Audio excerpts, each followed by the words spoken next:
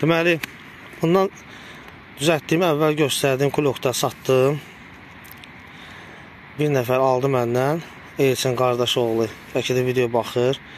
İzləyir məni. Həmin o videolardan bu yemi alıb məni. Axtarıb tapıb yemi alıb.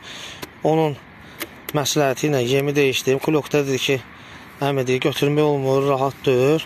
Ona görə belə bir qabda, vakovkada. Satışı belə olacaq, inşallah. İstifadə eləyəndə sizə də rahat olsun. Üstündə də belə un olacaq. Niyə görə? Çünki xardenka qoyanda bunda sulanma əmələ gəlir. Sonra göy qıranda gəlib, əgər palçıq kimidirsə, bu undan qatıb üstünə bərk eləyə bilərsin. Yəni, hər bir şey fikirləşirik. Satışda belə olacaq.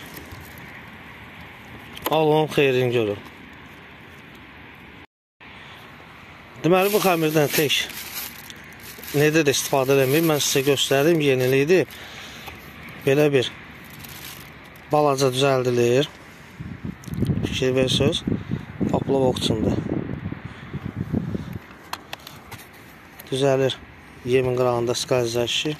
Düz gəlir, oturur yerdə, quruzun yanında. Bax, göstərim sizə dəqiq. Quruzun yanında, qırmağın yanında. Həmin yemlə buna qoyacağım. Qoy balığı cəlb eləsin. Belə vurandan sonra üstündə qəşəng. İyə baxı. Əladır, əla. Bunun mənası nedir? Qalır belə. Paplavok kimi istifadə eləyənlər. Yoxlayın siz də belə bir şey. Biz indi bu ilə yoxlayacaq. Qalacaq, cəlb eləyəcək balığı.